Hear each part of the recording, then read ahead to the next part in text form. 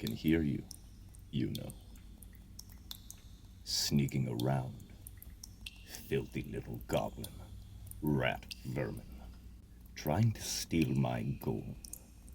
Leave now, and I may let you live. I warn you, do not make me come kill you. I am comfortable here, and if I were forced to move, I would grow upset. Your death would be unpleasant. Nothing? So be it then. I wonder, what color will you burn? Goblins often burn a rancid yellow and smell terrible while they do it. As offensive in death as they are in life.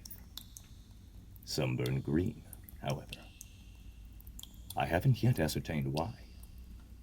Maybe you'll be the crisp that lets me figure it out. Of course, if I wanted to, I could make you burn blue. But I just don't think that would be worth the effort. Besides, then it would be over too quickly. You've disturbed my slumber. I think I want to savor your screams. Don't think you can hide. I know the location of every last gold piece in this chamber. There isn't anywhere you can go that I won't find you. And if you try to run, I'll catch you. If you try to fight, well, your death will at least have made me laugh. All you can do is stand there, shivering in terror, waiting for your death you know you deserve. You should have left when you were given the chance. Now, where could you be? Under the statue? No, nothing there. Between the suits of armor? No, that's the right number. Behind the tapestry? No. Behind the... Ha! Found you. You disgusting little goblin. Now you... Wait a minute. You aren't a goblin, are you? No. Wrong size. And a wrong smell. Then what? Oh. Oh, my titans. Are you a human? Oh, it's been ages since I've met a human. How are you? What's your name? What brings you to my cave? What news of the outside world? Do they still speak of me with fear and reverence in their voice? They must, of course. Otherwise, you wouldn't be so frightened, right? Human? You're frightened. Why? Well, I suppose this must be a great deal all at once. Oh, it's been forever since I entertained a human. I've forgotten all of the niceties. What do I do? What should I offer? Food? Human, would you like some food? I'm sure I have something around here that a human could eat. Wait. Humans like their food cooked, don't they? How cooked? Maybe we forget the food for now. Something to drink, then. I have barrels of mead over by the marble busts, and there are plenty of human-sized goblets scattered throughout the pile of gold over there. You can drink all you like. What else? What else? Oh, human, are you okay? I didn't crush you, did I? Oh, please tell me that you're all right. Human, you still haven't said a word. Are you under a curse of silence, perhaps? Or has my great and terrible beauty struck you dumb?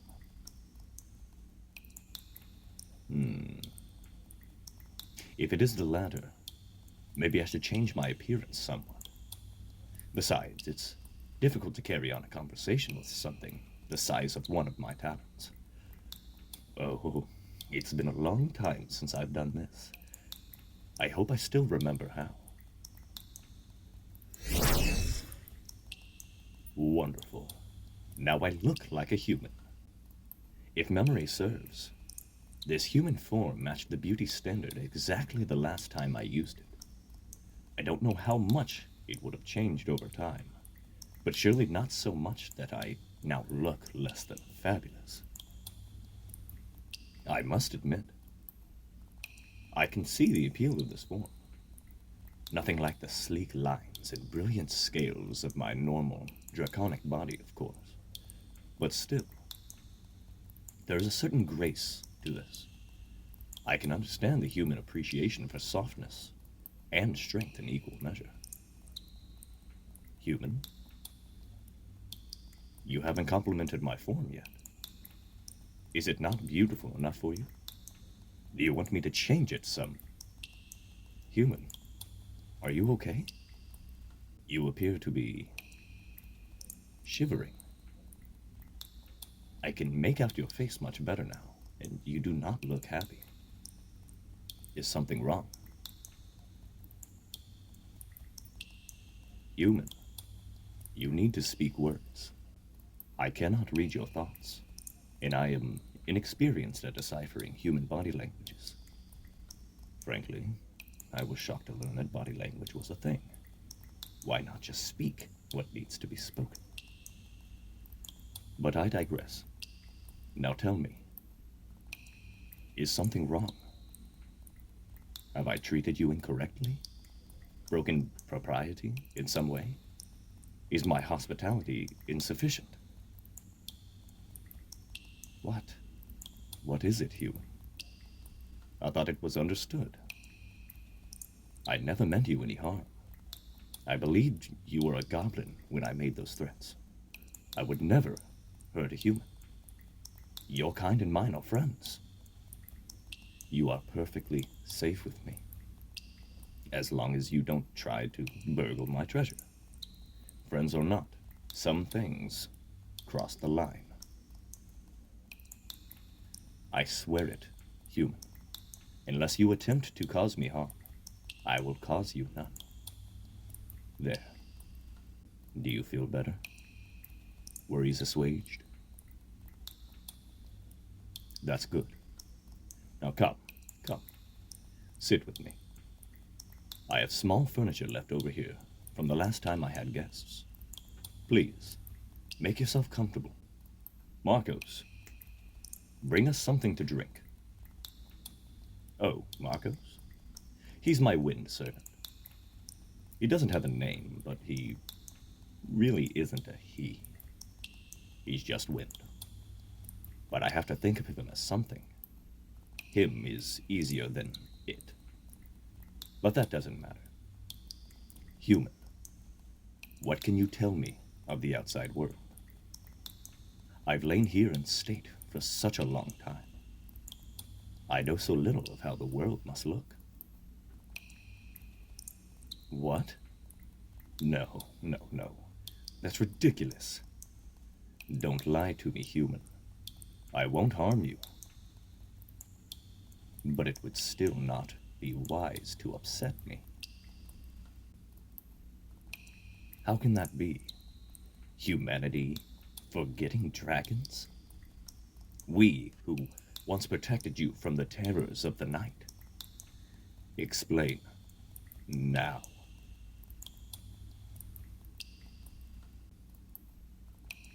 Not real? Then where do the stories come from, might I ask?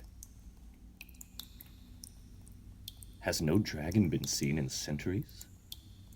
One would think that the second one of my kind flew overhead, humanity's disbelief would be forgotten. I admit, I have slumbered for far longer than can be told. But would every other member of my kind do the same? Well, this sad state of affairs must be remedied. I go to remind humanity of my kind's existence, obviously. A short flight across the continent ought to do the trick. You should back up, though. Reclaiming the mass I sent away is not a gentle process. No? Why would I not make my presence known? Scared? Of dragons? Surely not. Ours was always a partnership.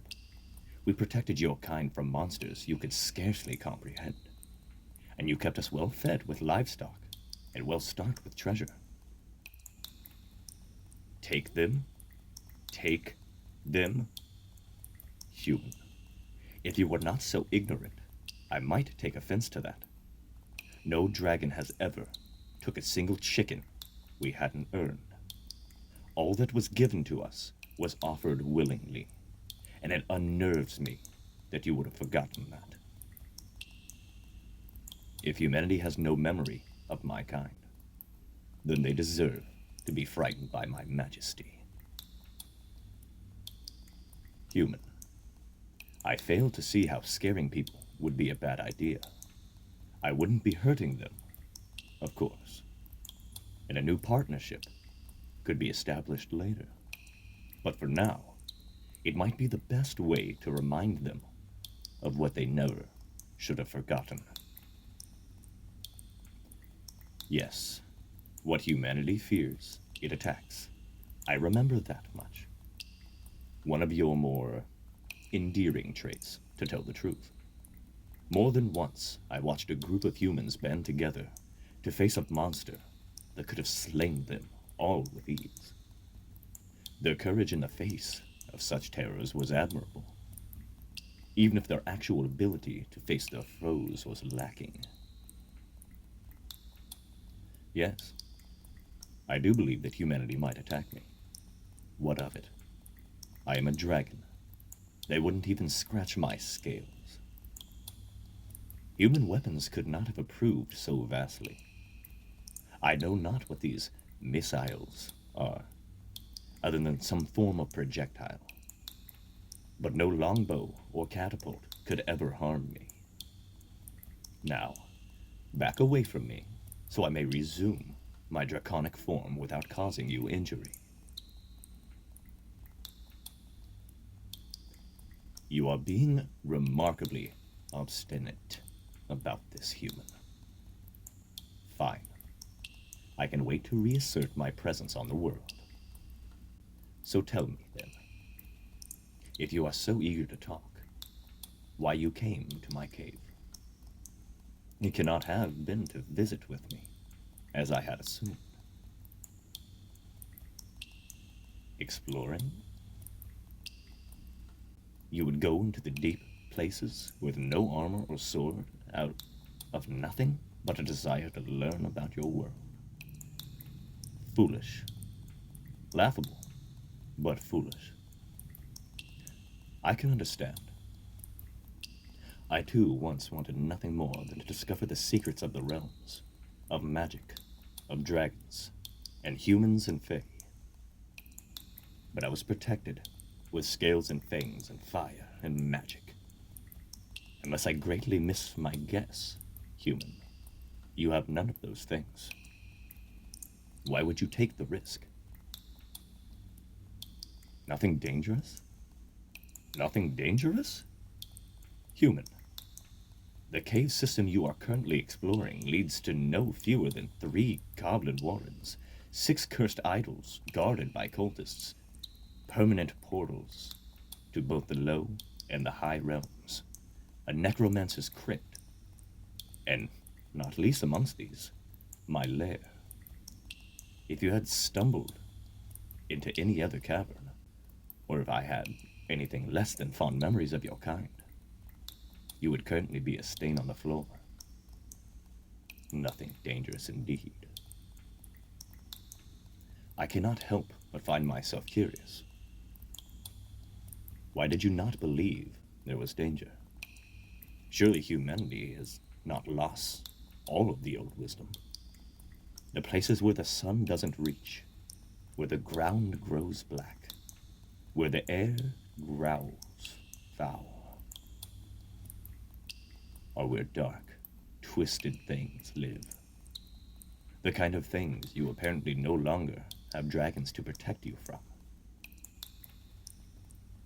Human, you cannot possibly think you have cleared out the dangers of this world.